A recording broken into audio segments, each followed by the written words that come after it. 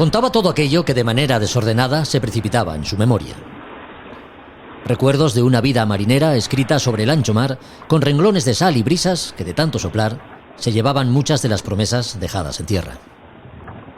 Los pequeños barcos de vapor que cargaban de bocarte y sardina, las desgracias de una guerra que nunca entendió, la galerna de aquel verano en el Cantábrico, las Azores, islas en mitad de la nada, inicio de la costera de Bonito. Historias habitadas por ballenas y peces voladores. Hechos ciertos que se mezclaban con imágenes reconstruidas una y otra vez, distorsionadas a veces por el paso del tiempo. El niño, que las escuchaba con ojos de asombro y admiración, recreaba en su cabeza todos aquellos escenarios. Dejaba bullir su mente, soñando con aguas cristalinas, cielos soleados y playas de arena blanca, como de azúcar. Fantaseaba como hacen los niños, ajeno al enorme sacrificio y los peligros que aquel anciano había asumido cuando su cuerpo, todavía lozano, encajaba golpes de mar y compartía catre con la humedad, siempre dispuesta a entumecer cada músculo. Los ojos vidriosos del viejo, desconectados para siempre de la luz del mar, miraban a su nieto sin verlo.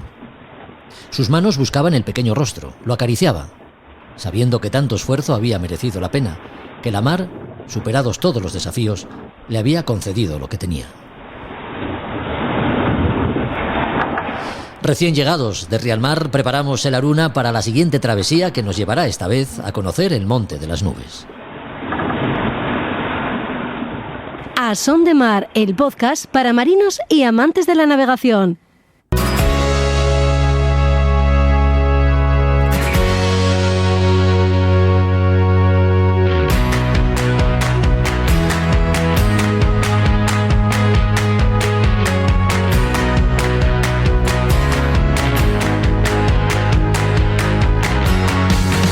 Hola a todos, ¿qué tal? Bienvenidos a otro podcast de A Son de Mar. En el capítulo de hoy recorremos buena parte de la costa española, la cantábrica, la gallega que mira al Atlántico y alguna más, como es la que rodea las Islas Canarias y la que conforma el Estrecho de Gibraltar. Lo hacemos con la seguridad que da saber que estamos utilizando información fiable sobre corrientes, bajos y entradas a los diferentes puertos gracias a los datos que facilitan los derroteros y guías elaborados por Miguel Anxo Lareo, 100% gallego y 100% marino, director del portal náutico en internet Masmar, y que un buen día decidió recorrer las costas de su Galicia natal para ofrecer a los aficionados a la navegación recreativa todos los detalles de allí donde despliegan su afición. Con él hablamos de su trabajo a bordo de una neumática en la que recorrió media España. La Global Solo Challenge y la Arkea Ultimate Challenge, las dos regatas oceánicas en solitario de vuelta al mundo, siguen siendo noticia. Por eso ponemos nuestra atención en saber cómo van las cosas para los regatistas participantes. Seguimos de cerca su estela gracias a la colaboración de Juan Merediz, que hace para nosotros de analista diseccionando los detalles de estas dos pruebas tan espectaculares como arriesgadas. Librería Robinson, fiel a su cita, vuelve para recomendarnos uno de sus libros. Una novedad que recién editada puede convertirse en una práctica herramienta para mejorar el acastillaje y elementos que tengamos en cubierta. La batalla de La Rochelle, por su parte, es el escenario elegido por Josu Jiménez para hablarnos desde sus Españas de ultramar, un enfrentamiento naval que ayudaría a cambiar el rumbo de la historia. Y Roberto Bucetas, que cerrará el programa de hoy aclarándonos en qué consiste, cuándo aparece y cuál es la vigencia del Código Internacional de Señales. Ya sabes, banderas, gallardetes y esas cosas. Esto es A Son de Mar. Bienvenido. Comenzamos.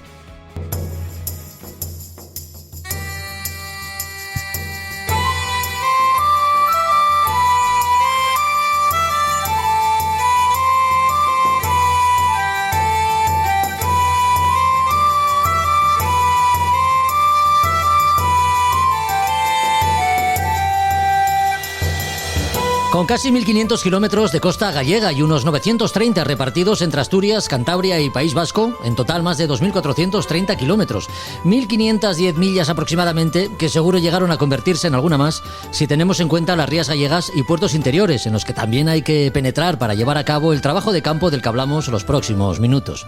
Si buscáis en internet Masmar, como suena y todo junto, encontraréis el portal náutico de internet en el que, además de información interesante en todos los ámbitos de la náutica recreativa y deportiva, podréis echar mano de información útil, como son las guías y derroteros que con mucho trabajo y dedicación inició ya por el año 2014-2015 quien es director de esta publicación, de Más Mar. Con él hablamos en una ocasión de las bondades y virtudes que para la navegación a vela tiene la Ría de Vigo, y volvemos a hacerlo para tratar sobre el contenido de estas publicaciones y sobre todo del esfuerzo llevado a cabo para que salieran a la luz. Miguel Ansio Lareo, ¿cómo estás? Muy buenas. Hola, buenas tardes. Imagino que pues muy bien. A orillas Jorge. A orillas de la Ría de Vigo no se puede estar mejor, ¿no? Bueno, hoy tenemos alerta naranja en la costa. Sí. Llueve. Bueno, llovió un poquito por la mañana, pero hay viento. Y mañana se espera más todavía. Pero bueno, esto es lo normal. Entra al frente por aquí. Vosotros en Asturias le llamáis el gallego. Os llegará pronto, ¿eh? Sí, siempre nos llega. Nos traes agua, ¿eh? Que viene muy bien, por cierto. Mira cómo están los embalses, nos vienen muy bien.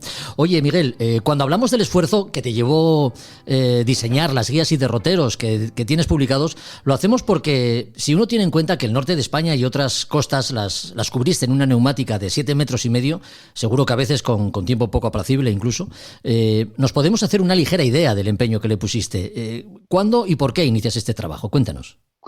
Bueno, yo siempre quise ser marino, fui marino mercante. Uh-huh. De hecho, soy capitán de la Marina Mercante, aunque nunca ejercí como capitán, pero desde niño el mar siempre lo tuve como referente.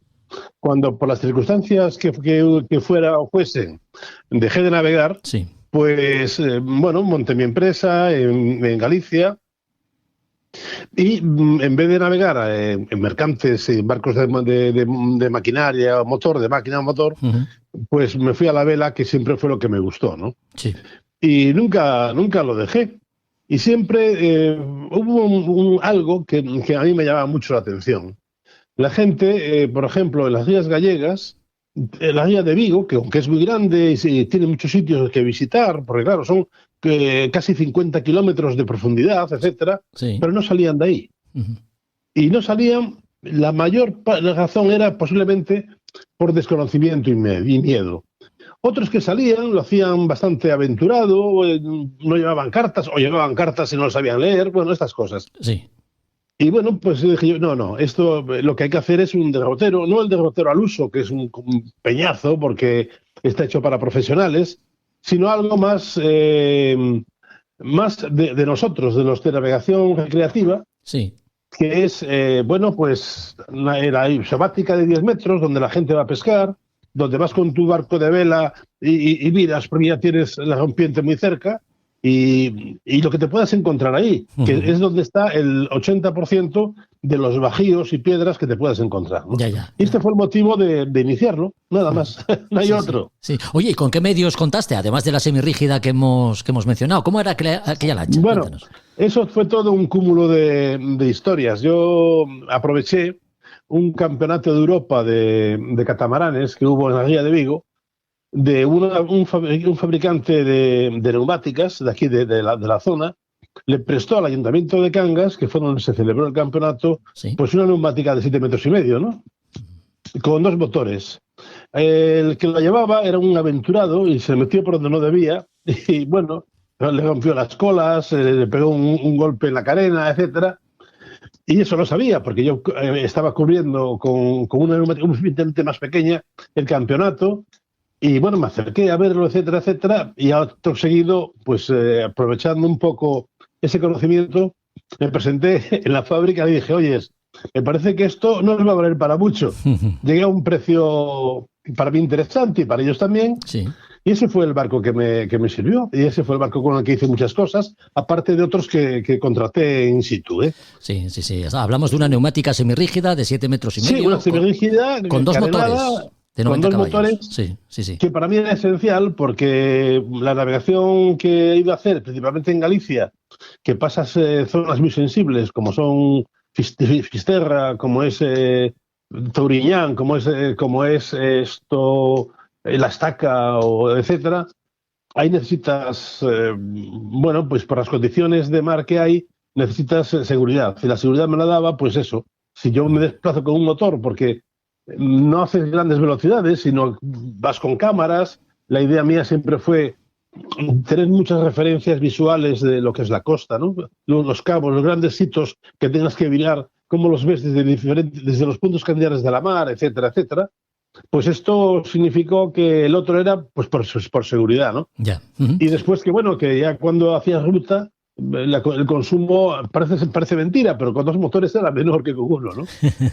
Claro, claro. Y bueno, pues ese fue el motivo. Sí. Y eso me salió siempre así. Ya. Venías a hacer al día unas 40 millas aproximadamente. Sí, ¿Tenías sí, algún tipo de apoyo en tierra o ibas de puerto en puerto? ¿Cómo organizabas el yo trabajo? por tierra llevaba mi hotel. Bueno, nuestro hotel. Sí. El del conductor de una autocaravana pequeña y que era donde pues llevábamos ordenadores y llevábamos de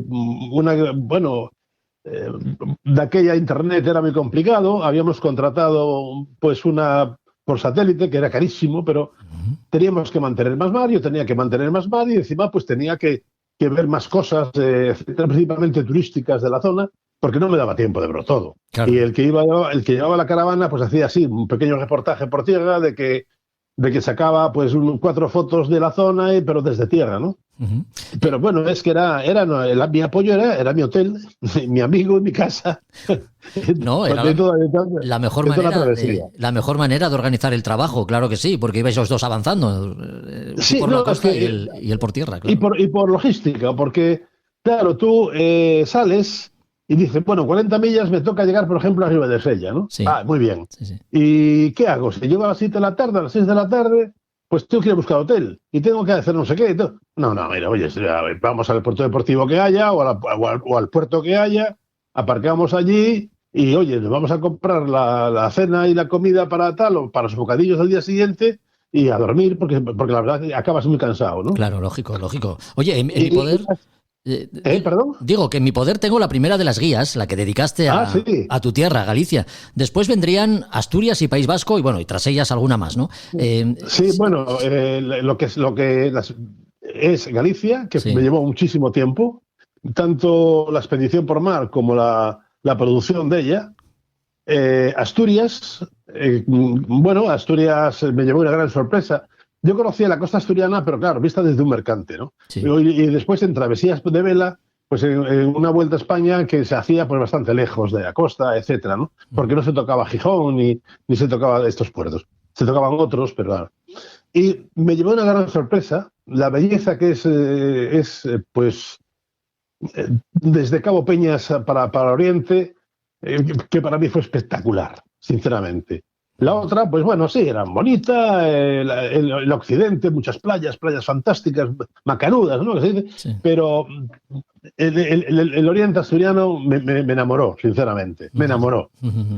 Y después, bueno, porque se parecía mucho a la parte de Galicia de Rías Altas, ¿no? La parte norte de Galicia, bueno, más o menos, aunque la otra es un poquito más plácida quizás. Sí. Después hicimos Euskadi. Euskadi es una costa muy uniforme. Hay pequeñas diferencias, pero la parte norte siempre es el Jaizkibel el que marca la pauta, entonces son costas altas, la ensenada de Donosti, la entrada de Orio, etcétera, bueno, pero que son entradas de ríos, ¿no? Sí. Y después a partir ya de la costa de Vizcaína, pues ya tiene un poquito más de entradas, etcétera, como Barrica, como bueno, incluso el Abra de Bilbao, ¿no? Sí. Bueno, y después casi seguido, al cabo de muy poco tiempo, de casi 2 meses o así, pues y comencé la de Cantabria. Desde Castro, bueno, un poquito antes de Castro, ¿no? Pero es Castro, en realidad. Desde Castro hasta las Tinas, ¿no? Sí. La costa cántabra me pasó un poco como la asturiana. La primera parte es una zona alta porque, bueno, Picos de Europa de alguna forma toca un poquito las estribaciones. Es una costa alta, etcétera. Parecido a los bufones que se ven en la occidental asturiana. Justo, sí. Y después, a partir de Santander, es otro tipo de costa. Incluso muy bonita también, con un parque natural precioso y con una costa que desde tierra no se aprecia lo que puede hacer la mar y la erosión en las piedras. Auténticas, auténticos partenones, una maravilla, de verdad. Sí. Y después, Asturias, como ya te conté, y después hizo otras nuevas, el Estrecho, por ejemplo, que para mí siempre fue un sitio mítico, Canarias, que por diferentes circunstancias no la hice por mar, porque, bueno, la costa canaria, como es volcánica, a partir de 100 metros, 50 metros de la costa tienes 400 metros de agua, ¿no? Ya. Entonces hay piedras pocas, lo que es muy sensible al alisio y a las grandes alturas que condicionan el régimen de vientos. Se encañonan, hay veces que son muy fuertes, etcétera, y que es lo que verdaderamente me interesaba, ¿no? Porque al fin y al cabo Canarias es el salto a América, ¿no? Es el salto normal de Europa a América, para coger el alisio a la altura de Cabo Verde e irse pues, por la carretera, ¿no? Ya. Miguel, bueno, estamos hablando de todos estos derroteros, estas guías que como decimos, han cubierto pues diferentes costas, ¿no? de comunidades españolas. ¿Qué información se recoge en estos derroteros para que los oyentes sepan el material del que hablamos? Pues mira, la información es la siguiente. Primero, hay unas generalidades de esa costa, ¿no? Que en lo que es la costa cantábrica y de Atlántica del Norte, de Galicia, es muy parecida. Tanto en la flora, la fauna. Hay una gran diferencia en lo que son las Rías Baixas por el afloramiento del océano, el afloramiento de aguas saladas, con la mezcla de los grandes afluentes, de los grandes ríos que desembocan en las Rías Bajas, ¿no? Este afloramiento significa gran riqueza de plancton, de microplancton, y por tanto mucho marisco, mucho molusco. Aquí se encuentran los principales centros de mejillón, o sea, de cría de mejillón, etcétera, ¿no? Sí. Son las generalidades, un poco también la flora que hay en las dunas, etcétera. Bueno, un poco recordatorio, que la gente... bueno, y también es mi vera ecologista que me sale por ahí, ¿no? Me interesa mucho. Y después, bueno, lo típico, las banderas del Código General, reglamentación de navegación, etcétera, ¿no? Pero vamos, eso serían pues 25, 30 páginas en la guía. Y después ya entro en chicha. En la chicha empiezo pues la descripción general de lo que te vas a encontrar, un régimen de vientos normales o no normales, en las zonas desde... digamos que el occidente asturiano hasta Cabo Higuer, lo que puede ser las famosas tormentas que se montan en verano, ¿no? Las galernas, sí. Las galernas, justamente, ¿no? Sí. Y después, pues ya empiezo a recorrer la costa, y lo que voy a ir es haciendo una descripción de la costa. Por ejemplo, salgo de las tinas, ¿no? Entro en la tina. Claro, digo, oye, para entrar en la tina, primero entra con marea alta, entra sin ola, y ojo con el calado, porque un barco de vela con 2 metros y medio, 3 metros de orza, no entra, punto. Y entonces lo que te vas a encontrar dentro, la tina mayor, la tina menor, etcétera, el cabo escondido, que le llaman el cabo de San Emeterio, ¿no? Sí. Escondido porque desde la mar, desde cerca de la costa, no se ve. No sé si os habéis fijado. El cabo San Emeterio, que es un cabo de una altura considerable, o sea, lo que es el faro, el faro desde la isobática de 10 metros no lo ves. Tienes que alejarte bastante. Por eso le llamo el faro escondido. Y a partir de ahí voy relatando, pum, lo que encuentro, y geoposiciono las posibles piedras que hay dentro de esa isobática por la que voy navegando, y las que hay fuera también de la isobática, lógicamente, y las geoposiciono. ¿Cómo las geoposiciono? Bueno, antes hago un trabajo digamos, un trabajo con las cartas al uso, ¿no? Del Instituto Oceanográfico. Y entonces más o menos ya sé lo que voy a buscar. Lo que no sé, lo que no me dicen estas cartas, y lo que no me dice es cómo trabaja la mar. Bueno, entonces llevo 2 GPS, y con los 2 GPS me subo casi a la piedra, literalmente. Sabes que el GPS, pues la situación siempre te da unos metros de diferencia, ¿no? Pues por lo que sea. Pues por donde tienes la antena, etcétera, etcétera. Y entre esos dos bastanteo y digo, pues esta es más o menos la posición. Ya. Y siempre aviso y dice, oye, darle, por supuesto, un resguardo de X, según trabaje la mar, de X metros a este punto, ¿no? Y así voy relatando y viendo pues los faros, qué bonitos, plan. Sí. Claro, yo, por ejemplo, qué sorpresa me llevo, porque yo no lo conocía. Entro en una de las playas del oriente asturiano y me encuentro un paraje que es similar a algo que ves en folletos del Vietnam, que es una gran maravilla, ¿no? Con un manglar que llega al agua, coño, que llega al mar. Claro, son cosas que hay que hacerlas, o sea, que cuando lo haces te das cuenta, ¿no? Claro. Y dices, joder, pero lo que tenemos en nuestra tierra, ¿no? Sí, o sea, sí, y nos sí. tenemos que ir a lo mejor al Vietnam a conocerlo, anda, por Dios. Que lo tenemos aquí también, ¿eh? Oye, Miguel, En otra escala. hay que Dime. advertir que, a ver, que el tiempo pasa, ¿no? Y puede darse algún cambio que no aparezca recogido ya en estos derroteros. Sin embargo, la información Bueno, que ofreces en vamos a ellos ver. es muy exhaustiva y fiable. Hombre, puede haber un cambio en el puerto. Sí. En el puerto sí. Que se ha aumentado un pantalanes, hay más plazas, menos plazas, etcétera. Pero la entrada a puerto es la misma porque no ha variado, a no ser que hayan hecho un dique tremendo nuevo, que los ha hecho. Ya te digo, por las circunstancias que hay desde cuando se confeccionó, pues hubo una pandemia, hubo una crisis económica potente, Sí. que no se hicieron grandes obras en tal. Sí puede haber eso, pues en vez de 200 plazas hay 435. Bueno, a mí eso no me importa, ¿no? Ujú. Hombre, me importa, pero quiero decir que no es determinante. Ya. Determinante porque yo sé que todos los puertos, para los transitarios, siempre guardan X plazas, ¿no? 10, 15, 20, 25, según el tamaño del puerto. Y es difícil no encontrar plaza, muy difícil. Sí. O sea, normalmente siempre se encuentra, a no ser que sea, pues eso, el 8 de agosto y que haya una afluencia de franceses, de irlandeses, etcétera, que son en este momento las nacionalidades que más nos visitan en el norte, y bueno, y ingleses menos y alemanes, pero irlandeses es un boom, no sé por qué, pero es un boom de irlandeses los que tenemos, tanto en la costa asturiana principalmente como en la gallega. Ujú. Y un poco la raíz celta, ¿no? En eso, pues fíjate, no sé si seremos celtas o no, pero bueno, hay un efecto llamada a ese respecto. Sí. Y bueno, pues lo que puede haber, la diferencia. Pero vamos, te aseguro que hay veces que cojo el teléfono y llamo al puerto, oye, ¿cómo estáis? No sé qué, dime plazas, bla, bla, bla. A lo mejor cambio el teléfono, sí. Pero como hoy día el teléfono, normalmente utilizas el correo electrónico para pedir plaza o entras en esos, programas para reservas, etcétera, pues tampoco le doy mayor importancia, ¿no? Oye, Miguel, ¿y ha habido algún sector de costa especialmente complicado o difícil de trabajar? No sé, estoy pensando en zonas como Estaca de Bares, Estrecho de Gibraltar. Pues sí, mira.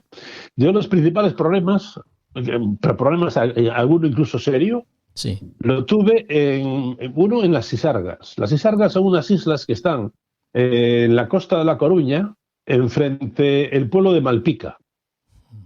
Allí, pues encontré una ola brutal, que me costó surfearla, o sea, subirla, y me costó bajarla. O sea, la subí amurado a ella, pero tardé bien 45 segundos, casi 50 segundos en subirla. Una ola aproximadamente 7 metros, ¿no? Y son esas cosas que te dan, que bueno, que cuando hay la plataforma continental supera tal y hay un poquito de mar de fondo, te Claro. puede llevar esas sorpresas. Claro. Después, todos los cabos gallegos, incluso los asturianos, tienen bueno, los asturianos, los del norte, ¿no? Sí. Machichaco, Cabo Peñas, vuestro gran Cabo Peñas, todos tienen su enjundia. Y esas, para navegarlas, mi consejo es, mira las cartas del tiempo, no mires una, mira varias, fíjate el viento que te vas a encontrar. Para eso tienes mucho, hoy en este momento en Internet tienes la tira de cosas, de buscarlas, y no lo hagas a la aventura, porque la aventura ahí es muy peligrosa. Es arriesgado. Yo hubo principalmente en la Costa da Morte de Galicia, la hice casi, se puede decir, en invierno. Sí, en invierno la hice en realidad, y me tuve que quedar pues eso, sin salir en puerto bastantes veces, porque me encontraba un fuerza 5 y olas de 6 metros, 5 metros, que no, porque no trabajas, no puedes hacer fotos, no tienes equilibrio para hacerlo, y entonces, bueno, hay que esperar, ¿no? Ya. Y yo después la estaca tiene su enjundia, porque la estaca es donde acaba el Cantábrico y donde empieza, o sea, es la frontera del Cantábrico y el Atlántico. Y es donde la corriente del Golfo toma una dirección que es la que recorre todo el norte del Cantábrico y otra que viene para el sur. Y después que tiene una piedra que se llama el Estaquín, que es auténticamente así, cabronada. Cómo trabaja la mar y lo difícil que es. Por lo demás, no es un cabo bonito. El de abajo, que está a 3 millas de él, Ortegal, ese sí es un cabo bonito. Además con piedras que salen y tal, los aguillones, ¿no? La estaca es eso, tiene lo que tiene y que ves la antigua base americana allí, lo que queda de ella y que bueno, que entras en la ría de Barqueiro, que es una maravilla, o en la ría de Ibeiro, que es también otra maravilla. Ya.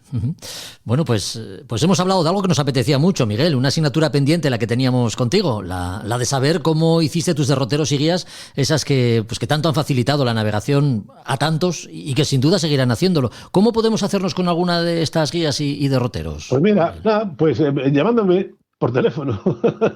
en las guías, sabes que en Masmar son dos webs diferentes, ¿no? Sí. Bueno, es lo mismo, se llama Masmar, pero son diferentes en cuanto a contenido.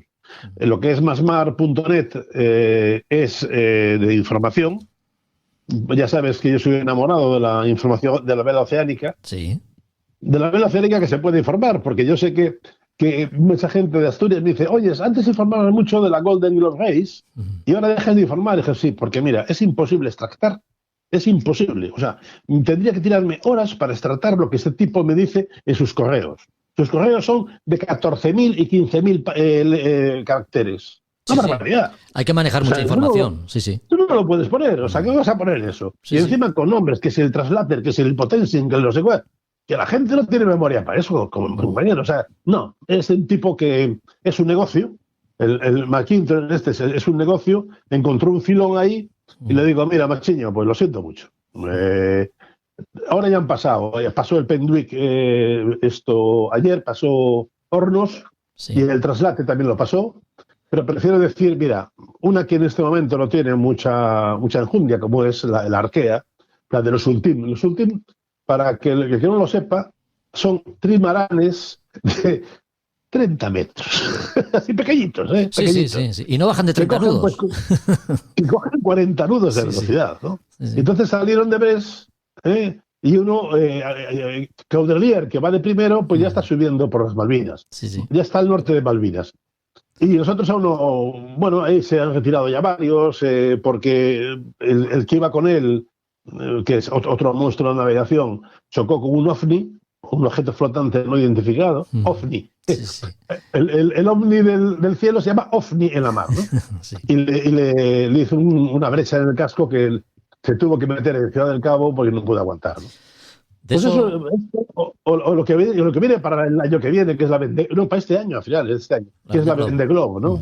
40 locos en sus nuevos cacharros de 60 pies, que en los Open 60, y todos a volar. Eso es lo que me gusta, sinceramente, y me lo paso bien. De hecho, yo navego solo muchas veces. Pues nada, ahora que lo vamos a dejar contigo, inmediatamente nos vamos a poner en contacto con Juan Meredith para que nos ponga al día de la Global Solo Challenge y de la Arkea Challenge, de la Ultim también, de la Ultim Challenge. Bueno, ya sabes que yo de la Arkea hago noticia diaria. Sí. Con entrevistas a los patrones, con vídeos, etcétera. Los vídeos, bueno, están en francés, ¿no? Porque el chico ya... Pasar del francés ya me cuesta mucho. Y sinceramente, Masmar es una ONG. Sí. No, francamente, el que quiera estar informado de las últimas noticias respecto a estas regatas oceánicas y a otros muchos ámbitos de la náutica, incluyendo el surf y las de Gijón. Y al piragüismo también, que también te dedicas al piragüismo, que además sé que te gusta mucho el piragüismo. Así que, nada, Miguel, que ha sido un placer volver a contar contigo. Tengo el honor de decir que Masmar es la pionera de información náutica de España. Tiene 25 años. 25 años ya. Que se dice enseguida y pronto. Sí. Y todos los días, diariamente, al pie del cañón, ojo. Todos los días. Ahí estamos. Hombre, ahora estamos en época baja, pero en verano es una locura. Claro. Tu sacrificio tienes también, tu trabajo tienes. Bueno, pues nuestra enhorabuena por seguir teniendo a Masmar en lo más alto, porque es una de las publicaciones más interesantes que uno puede encontrarse en Internet, y también por estas guías y derroteros, que te ha llevado también un buen trabajo del que hemos hablado en este capítulo. Esperamos volver a contar contigo en otro episodio. Pues cuando queráis. Un abrazo fuerte, Miguel. Otro para vosotros. Y push Asturias. Push Asturias. Un abrazo. Chao.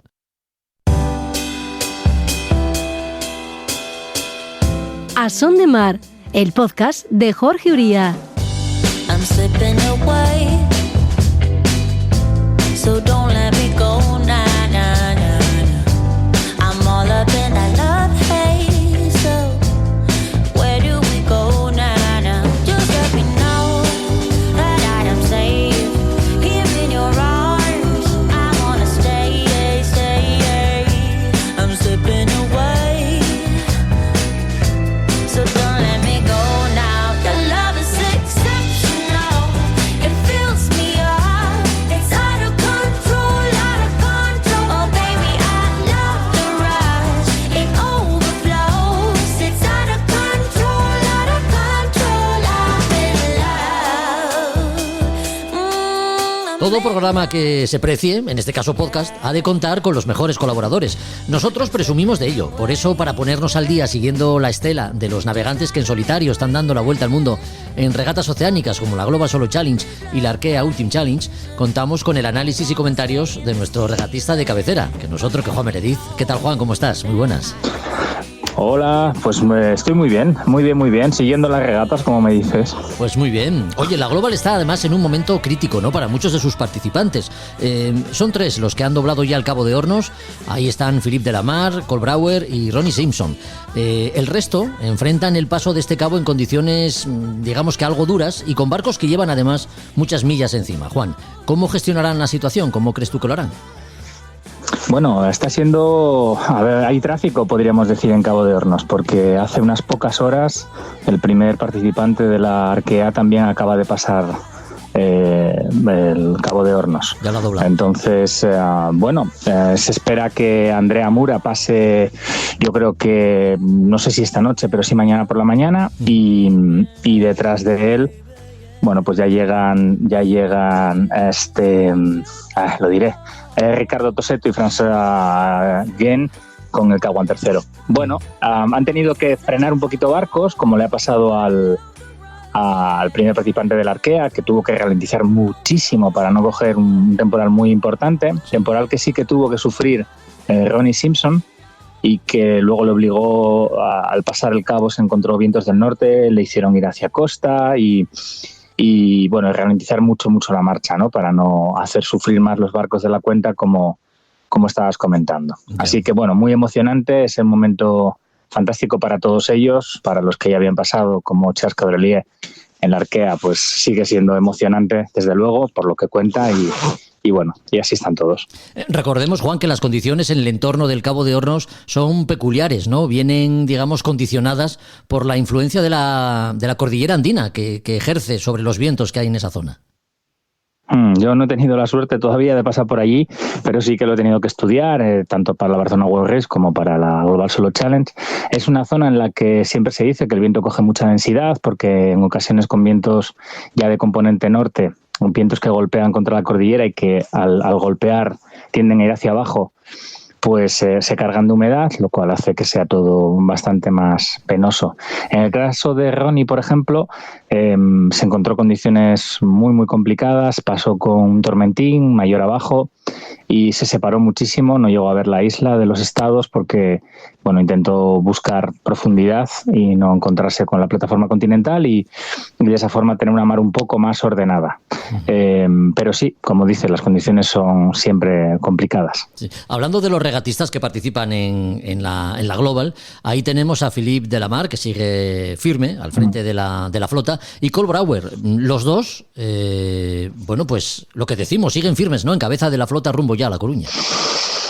Sí, bueno, Philippe ya está en hemisferio norte, navegando, hace un ratito lo estaba viendo, iba navegando a muy buena velocidad, más rápido que Cole, Cole también está en un buen sistema ya que le hará acercarse hacia el Ecuador esperemos sin mayor problema. Los dos, bueno, yo creo que Philippe, si no tienen problemas, debería ser ganador de esta primera Global Solo Challenge. Le quedan apenas, justo hace un momentito lo miraba, 2.774 millas, así que son muchas millas las que le sacan a Cole y todos deseamos, seguro que la propia Cole también, que no haya ninguna avería que haga que eso se ralentice o se junten más. Y sí, están separados claramente. El que tiene papeleta todavía y está en regata es Ronnie, que tiene a los lobos por detrás. Va a haber unas condiciones meteorológicas que van a favorecer, creo yo, a los que vienen por detrás, tanto a Andrea como a François, como a Ricardo Tosetto. Les veremos tirar un poquito hacia la mitad del Atlántico, digamos, Atlántico Sur, para subir en portantes, y eso hará que recuperen un poquito de distancia con Ronnie. Bueno, sigue habiendo regata y todos quieren llegar por delante del que tiene inmediatamente delante, ¿no? Así que, bueno, está emocionante. Sí, buena regata también la de Andrea Mura, que saliendo días más tarde que los Class 40 de La Coruña, pues ha adelantado a muchos de ellos y no es descartable que dé alcance a Ronnie Simpson, que no sé cómo lo ves tú. Sí, a Ronnie yo creo que sí, a Cole no. Pero a Ronnie sí, porque está muy cerca. El barco de Andrea es un barco rápido, un 50 pies, que ya corrió en su día la Vendée Globe.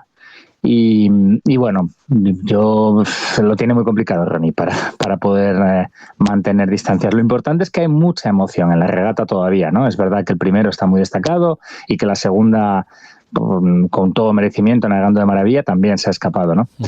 Pero bueno, hay mucha emoción. Es un poco diferente, o bueno, diferente no. Yo creo que al final, mira, en la Arkea, por ejemplo, hay un barco claramente destacado, saca más de 2.700 millas al pelotón que le sigue, que es de 2 barcos, pero que van navegando no a la vista, pero sí en la misma situación meteorológica, lo cual, bueno, en principio hará que tanto Sodebo como Ban Populaire se habla de que pasen con diferencias de horas, teniendo en cuenta que son barcos que andan a 30 y tantos nudos de media, claro, como están haciendo ahora mismo, hace un momentito, bueno, los tengo aquí delante, bueno, pues eso, llegar a Cabo de Hornos es cuestión de 3-4 días. Sí. Pero ahí es donde está un poco la emoción de la regata, porque, bueno, todo el mundo desea que los que van destacados, bueno, no tengan averías como es lo lógico. Respecto a esta otra regata, la Arkea Ultimate Challenge, que está haciendo honor, ¿no?, a las prestaciones de los trimaranes que se disputan el triunfo con velocidades, como dices, superiores a los 30 nudos, pues no es de extrañar que saliendo el 7 de enero de Brest, el Edmond de Rothschild pues vaya como primer clasificado, además cómodamente, como comentas,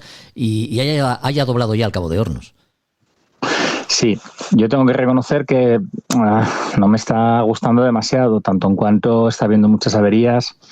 No sé si, bueno, espero que la gente la esté siguiendo porque son grandes navegantes y merece siempre la pena, ¿no?, seguir este tipo de regatas, pero es verdad que, bueno, son barcos con mucha potencia, muy delicados si hay cualquier avería, excepto el primero, los demás han tenido que parar en algún momento.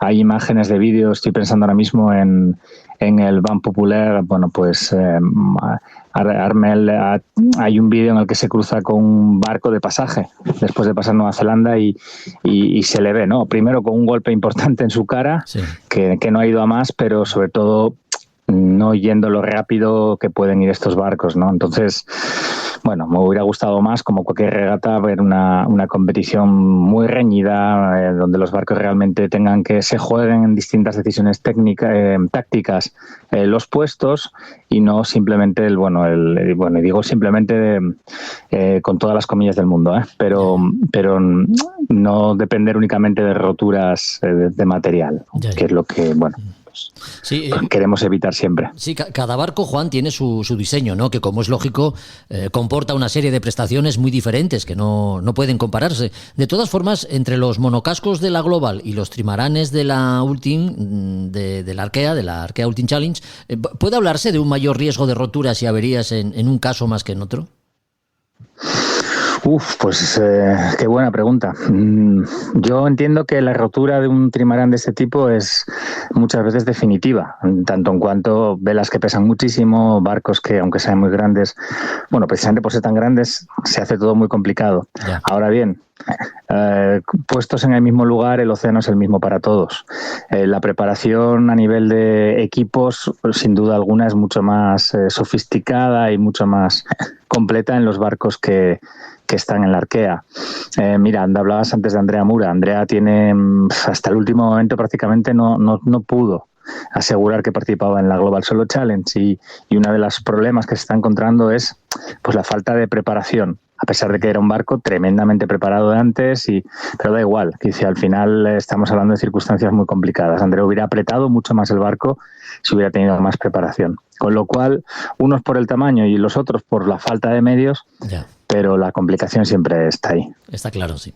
La Global Solo Challenge, la navegación al servicio de la competición, y la Arkea Ultimate Challenge, la velocidad al servicio del espectáculo. 2 regatas de vuelta al mundo que seguimos con mucha atención en A Son de Mar, gracias a los comentarios de Juan Meredith, analista de lujo. Gracias, Juan, por habernos acompañado, y seguimos de cerca estas 2 regatas contigo. Si te parece, volvemos a hacer otro análisis en un próximo podcast. Como siempre, cuando queráis, y un abrazo a todos. A Son de Mar, el podcast para marinos y amantes de la navegación.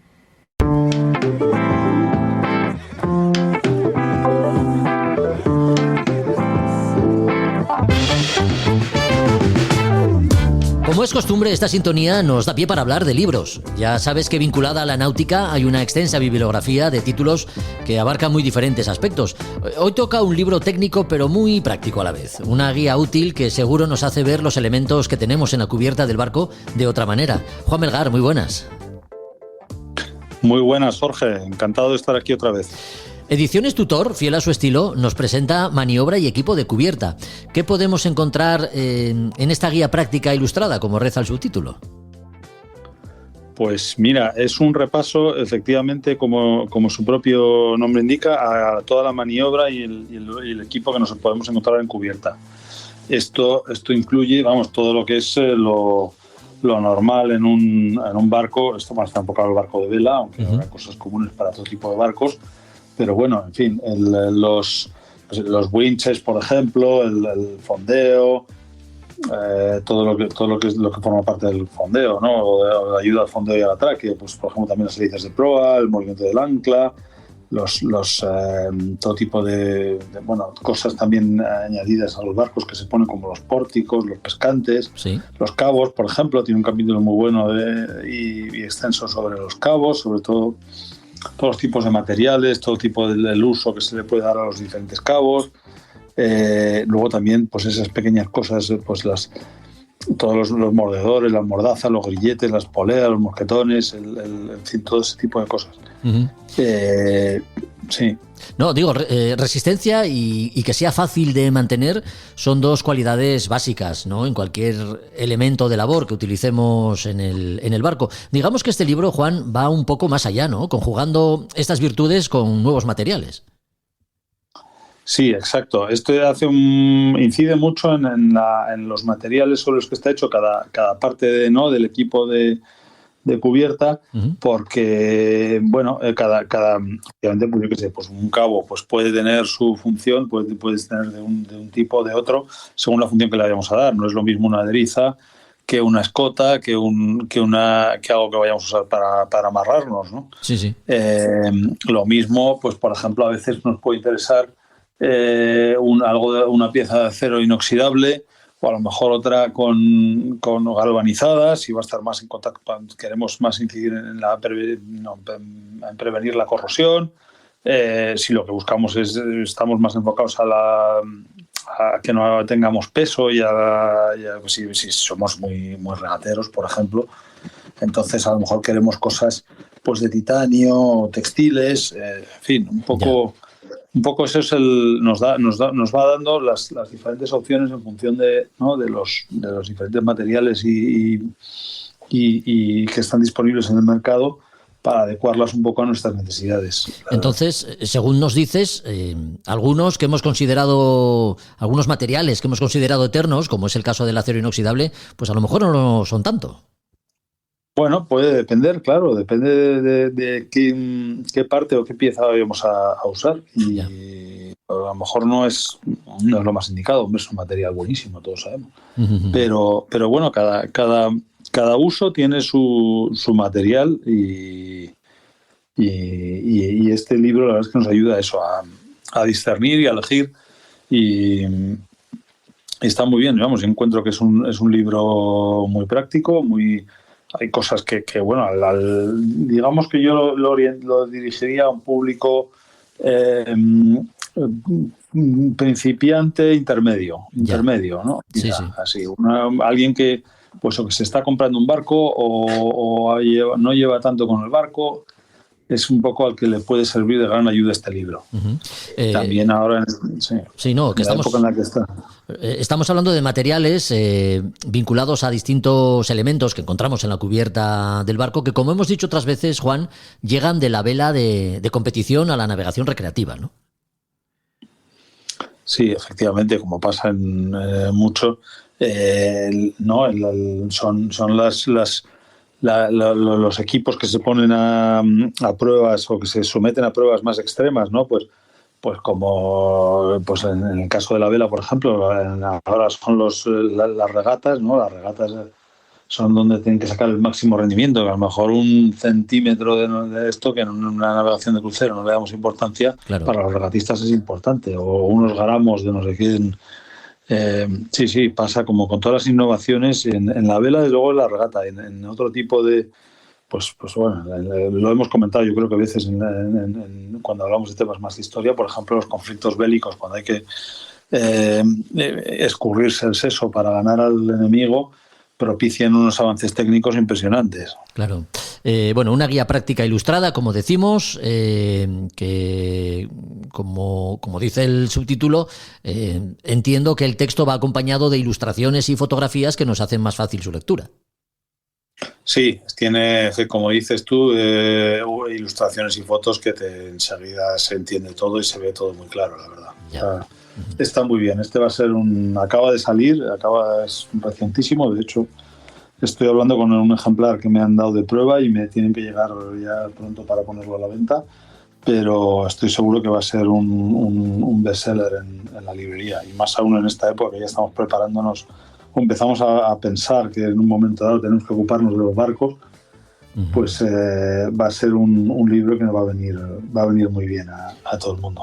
Recién editado, con la tinta fresca todavía y caliente de imprenta. Así es, maniobra y equipo de cubierta, guía práctica ilustrada. El libro que hemos tratado hoy con Juan Melgar y que hemos sacado de los estantes de Librería Robinson, donde podemos encontrar pues otros muchos títulos. Si queremos hacernos con alguno de ellos, ¿qué tenemos que hacer? ¿Cómo nos ponemos en contacto con vosotros, Juan? Pues mira, lo mejor es venir por aquí, vernos en la librería, si se puede, porque aquí bueno, pues, se pueden ver los libros, se pueden ojear, se puede preguntar, se puede comparar, y el que no pueda acercarse pues tiene siempre la posibilidad de ir a nuestra web nauticarobinson.com o llamarnos por teléfono o escribirnos un email, y estaremos encantados de ayudar y de solucionar dudas. Pues dicho queda. Gracias una vez más por habernos acompañado en este capítulo y te emplazamos al siguiente. Un abrazo, Juan. Un abrazo, Jorge. Un placer estar aquí.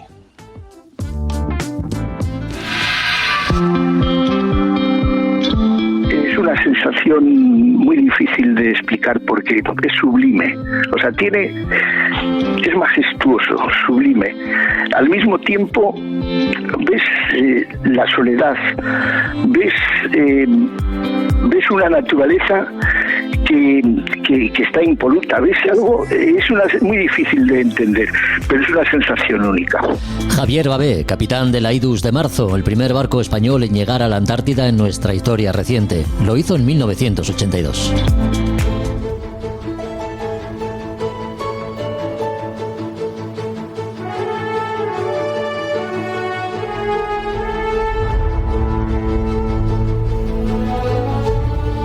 Viajamos a los siglos XIV y XV. En el contexto de la Guerra de los 100 años, las armadas castellana y británica por aquel entonces ya no se llevaban del todo bien.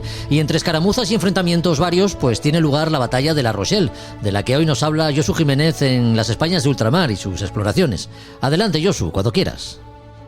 Hola, buenas noches a todos, o bueno, buenas lo que sea, desde aquí del Muga. ¿Qué tal? Buenas. ¿Qué nos cuentas sobre esta batalla de Pues La Rochelle que os tan voy a importante contar- fue para la Armada castellana? Sí, os voy a contar un poco esta historia que seguramente conoce poca gente, y es que, bueno, estamos en el entorno de la Guerra de los 100 años, en el siglo, sobre todo en el siglo XIV, en el cual, bueno, pues había una pugna por el poderío y el control de la Francia, ¿no?, de esa época. Entonces, hay un enclave muy importante que es La Rochelle, un enclave muy importante porque, sobre todo, bueno, tanto para los ingleses como para cualquiera que tuviese que tener algún tipo de logística con Francia, y es porque La Rochelle se encontraba en esa costa atlántica, cercano a Inglaterra, idóneo, pues eso, para avituallar a las tropas, etcétera, etcétera, además de controlar el paso marítimo que pudiese haber en el Golfo de Vizcaya. Entonces, en este momento lo tenían. Ese territorio lo tenían los británicos, porque en esa zona los britanos tenían un poco el duque de la Guayana, etcétera, y bueno, pues presionaban a los franceses. Había una tregua. Pero, bueno, como en esto de la geopolítica vamos a pasar a aquella época, pues teníamos que los Trastámara contra Pedro I el Cruel. Pedro I el Cruel estaba con Inglaterra, los Trastámara con Francia, porque serán como se apoyaban. Bueno, ganan los Trastámara y el rey francés le pide lo mismo a Trastámara, a Enrique de Trastámara, que le apoye para romper otra vez la tregua y atacar a los britanos. Y así fue, con lo que entonces, en 1369, Carlos V de Francia vuelve otra vez a la Guerra de los 100 años, a continuar la guerra con Inglaterra.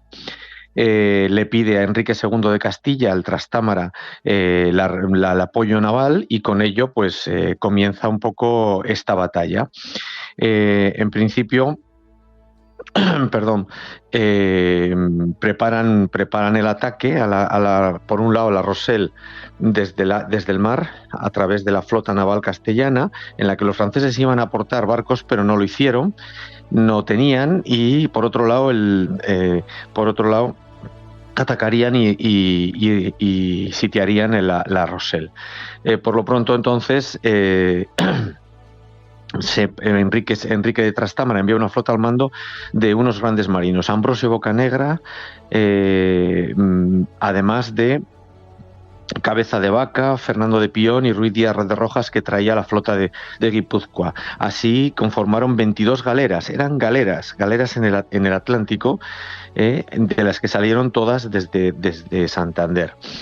A partir de ahí, bueno, pues van hacia La Rochelle. Los britanos se dan cuenta, tienen que mandar rápidamente al conde de Pembroke, perdón que lo diga así, en el cual iban transportando tropas, material y el dinero para mantener durante un año a toda esa tropa, pues manteniendo sus territorios en la Francia continental. Ahí, bueno, pues la historia se estaba preparando pues para una gran batalla. Una gran batalla en lo que es La Rochelle. Entonces, bueno, pues vamos a decir que las fuerzas eran un poco desequilibradas, puesto que la flota castellana eran 22 galeras frente a aproximadamente, creemos que son 36 navíos, bueno, naos de la época, y 14 buques de transporte. Es decir, aquello estaba plagado de material, dinero y soldados. En principio, en ese 22 de junio de 1372, la flota española se presenta allí frente a las naos y demás de los britanos, hace un amago de entrada y se retira. Esto, bueno, digamos que nadie le comprendía, fue insultado, bueno, tachándolo de cobarde por los propios britanos a los castellanos, y algunos de los que estaban allí, de los propios castellanos, se disgustaron con Ambrosio Bocanegra, porque no entendían esa digamos, ese gesto cobarde, ¿no? Pero ahí estaba Ambrosio, que sabía lo que tenía que hacer. Sabía que la Rochelle, como toda la zona del Canal de la Mancha, más al norte, etcétera, hay una gran intensidad de las mareas vivas. Son muy fuertes y las mareas son de muchos metros, ¿no? Como, bueno, en Gijón tenemos 4 metros, allí puede ser 7, incluso 11 metros de diferencia. Esperó hasta que bajó la marea y los buques britanos quedaron varados con la bajamar. ¿Y qué hizo? Pues bueno, con sus galeras, con las 22 galeras que pesaban menos, entró, atacó y los destrozó con, como dirían en la época, con artificios de fuego, a base de, bueno, los barcos no podían responder, los británicos, son lo que era el tiro al plato. Con esto, bueno, al final la derrota anglosajona fue total, todas las naves fueron quemadas, hundidas o apresadas. Los hombres que no murieron en el combate, entre ellos el propio Pembroke, fueron hechos prisioneros y trasladados, ¿no? Hay unas crónicas sobre esta batalla en las que por ejemplo, la crónica belga encumbra el concepto del almirante castellano en tan grandioso triunfo: capitán que desoye lo mismo el reto petulante de los contrarios que la murmuración de los propios, que examina a sangre fría las fuerzas y posiciones elegidas, que encuentra medio de destruir por completo al enemigo con economía de su gente, merecen justicia puesto entre los maestros del arte de la guerra. Aguantó los insultos del enemigo y aguantó también las dudas de sus propios hombres. A partir de aquí, este almirante de Castilla, que normalmente en aquella época lo que se hacía era acabar con todos y destruirlos y matarlos, los llevó a Pembroke y a 70 caballeros a Burgos, a la presencia del rey. Lo que hizo el rey fue entregarlo a su condestable, Bertrand de Duguesclin, que no sé si nadie le suena, pero este fue el que dijo: ni quito ni pongo rey, sino que ayudo a mi señor en la muerte de Pedro I el Cruel. A partir de aquí se quedó con los prisioneros, que no acabaron bien, más bien acabaron bastante mal. Y a partir de aquí lo que podemos decir es que a partir de este momento en el cual se destrozó la flota britana, con esta derrota, a los 2 meses cayó la Rochelle, marcó el desarrollo de toda la guerra, porque al perder esta plaza tan estratégica de logística, Inglaterra empezó a tener problemas para defender sus posesiones. Y nuestra corona de Castilla, y posteriormente lo que era España, la España después de los Reyes Católicos, con esta victoria se consolidó como primera potencia naval en el Atlántico. Teníamos posibilidades mercantiles mucho mayores porque dominábamos el Golfo de Vizcaya para los vascos cántabros, unidos en la hermandad de las marismas. Podíamos tener el comercio con Flandes, que se había interrumpido, y Castilla es la que sustituirá la actividad económica y marítima en toda la zona. Burgos se convirtió en una de las ciudades más importantes de Europa Occidental, Bilbao detrás de ella, y con esto, con esta gran batalla naval, puso el granito de arena para que Francia acabase con los britanos y que nosotros fuésemos los dominadores de todo el mar del Atlántico. Pues se puede decir que hasta mitad del siglo XVII, con la batalla de las Dunas, que no es que perdiésemos el poder, pero ya empezásemos un poquito a echar a que nos igualasen nuestros enemigos. Pues esta batalla no la conocemos y marca un hito y un principio del poderío que luego no lo vimos en otros hemisferios. Es un poco la historia, ¿no? Así es, 22 galeras castellanas frente a 36 navíos y barcos de transporte británicos, y nombres propios como los de Ambrosio Bocanegra o Cabeza de Vaca, entre otros. Así fue la batalla de la Rochelle en 1372. Seguiremos contando batallas, y no batallitas, sino batallas, y recordando grandes nombres en las Españas de ultramar y sus exploraciones. Josu, si te parece. Muy bien, pues sí, vamos a ver si pasamos ahora, vamos a seguir con batallas o con grandes hombres en diferentes estadios de su vida, que también ya iremos contando. Pues eso esperamos. Hasta la próxima. Venga, gracias. Hasta luego. A Son de Mar, el podcast de Jorge Uría.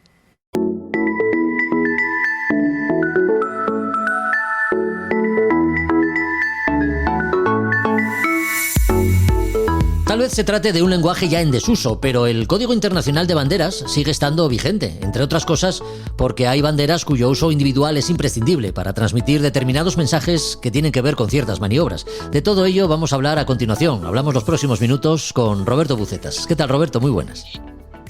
¿Qué tal, Jorge? Buenos días.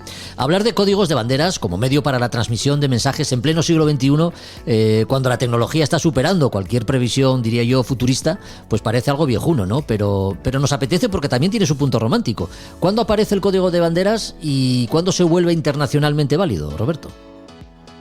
Bueno, el Código Internacional de Señales, porque aquí así es como se denomina técnicamente, surgió a mediados del siglo XIX. En Inglaterra, fue un código británico que llegaba a tener unas 70.000 señales posibles, ¿no?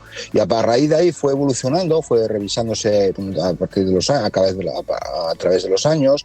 A finales del siglo XIX hicieron la primera revisión, la segunda revisión ya pertenecía a la Unión Internacional de Telecomunicaciones, porque era un código que también ya integraba la radiotelefonía y la radiotelegrafía de aquella época, sí. Y ya a mediados de lo que sería el siglo XX pasa a depender de la IMO, de la Organización Marítima Internacional, ¿no? Y es como surge lo que conocemos actualmente como ese Código Internacional de Señales, que sigue hasta nuestros días y está vigente en nuestros días, ¿no? Uh-huh. La función en aquellos años era resolver aquellas situaciones que se podían producir dentro de lo que sería la seguridad de las personas y de la navegación, y era como cuando había problemas de idioma, pues poder entenderse utilizando señales, que no tienen no solo las banderas, aunque nosotros recordamos o tenemos siempre presente el Código Internacional de Señales como las banderas, ¿no? Que es lo que queda, por decirlo de alguna manera, en nuestros días, ¿no?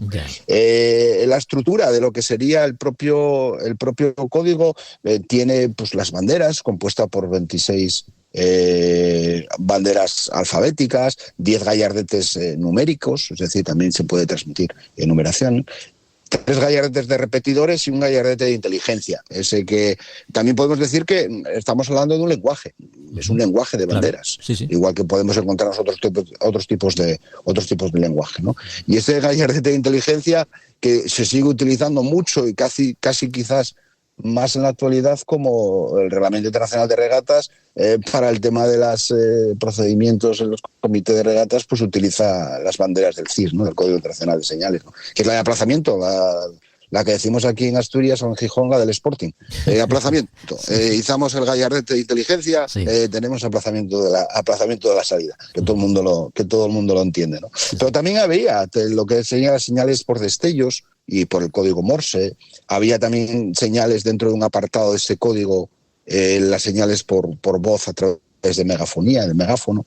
Y ahí surge también lo que es el alfabeto fonético, el alfa, bravo, Charlie, delta, eco. Es decir, existe una forma de deletreo en alfabeto fonético marítimo, podemos salir, ¿no? La radiotelegrafía, la radiotelefonía y, por ejemplo, también las banderas, la transmisión de señales utilizando banderas, esto de los palitos de las banderas haciendo algo que es bastante típico, o podemos verlo de la Armada, de los barcos de la Armada transmitiendo mensajes de barco a barco, que también está recogido en el Código Internacional de Señales, ¿no? Yeah. Y hay servicios especiales dentro del Código Internacional de Señales, es decir, hay un apartado específico para peligros y emergencias, para cuando se produce un siniestro o una avería, ayudas a la navegación, maniobras, meteorología, y podías transmitir cualquier mensaje utilizando combinaciones de letras, utilizando las banderas del Código Internacional de Señales, de una sola bandera, código de 2 banderas, código de 3 banderas.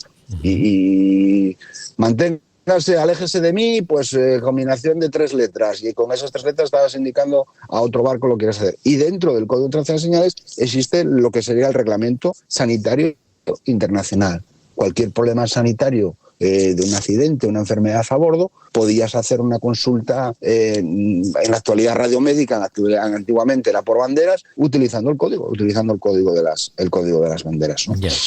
Lo de enviar mensajes más complejos, digo que enviar mensajes más complejos empleando muchas banderas como si de letras del alfabeto se tratase, queda reservado, al menos es lo que vemos a veces, ¿no? A celebraciones y eventos donde se busca cierta espectacularidad.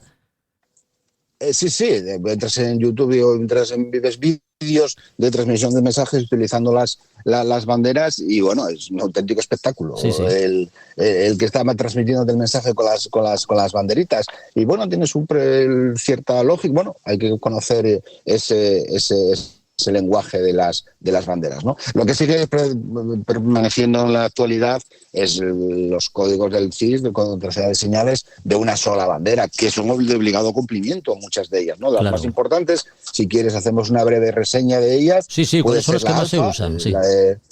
La del buzo sumergido, manténgase alejado de mí y reduzca la velocidad, que también esa surgió a lo que sería a mediados del siglo XX, aceptada por la IMO esa significado de la bandera alfa. Aunque en Estados Unidos se utilizaba lo que se conoce en la actualidad como la Bravo modificada, la roja con la franja diagonal blanca, que estaba más bien utilizándose en Estados Unidos, que salió de los buceadores de la Armada americana, ¿no? Okay. Se sigue utilizando y es obligado a cumplimiento la Bravo, seguro, para barcos mercantes. Estás descargando mercancías peligrosas, un barco que está haciendo consumo, tiene izada la bandera Bravo, tiene obligación de tener izada la bandera Bravo, ¿no?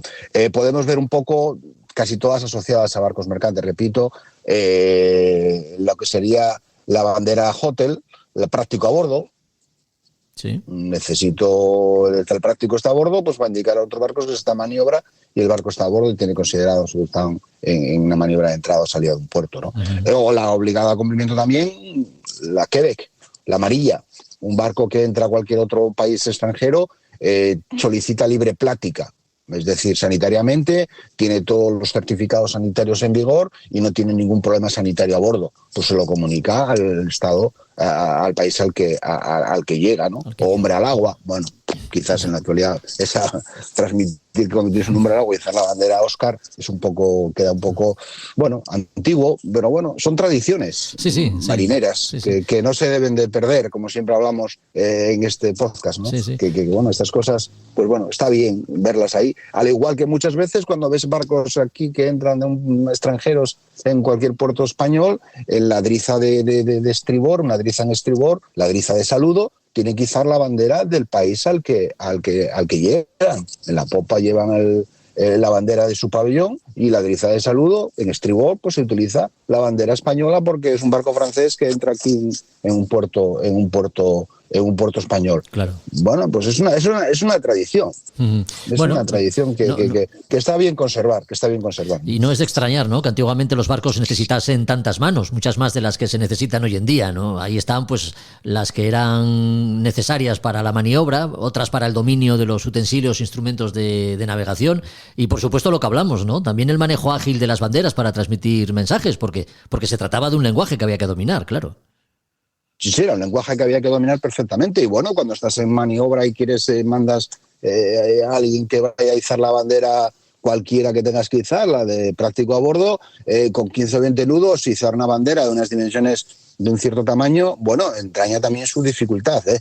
Eso también lo que se llama el novato que va a hacer eso, pues bueno, entraña dificultad y tienes que la novatada que se le puede hacer al alumno que embarca por primera vez, ¿no? Que pelea ahí con la bandera para poder izarla.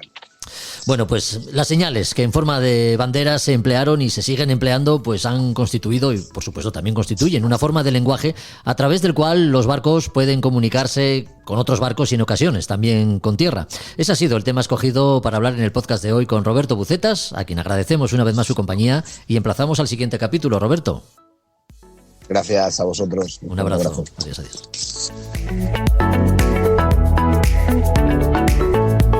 Hasta aquí otro podcast de A Son de Mar. Ya sabes que puedes seguirnos en Instagram como Podcast A Son de Mar y ahora también en Facebook a través de A Son de Mar Podcast. Si te han gustado los contenidos de hoy, puedes compartirlos en cualquiera de las plataformas que emplees para escucharlos. Volvemos en 15 días. Hasta entonces, adiós. A Son de Mar, la náutica en un podcast.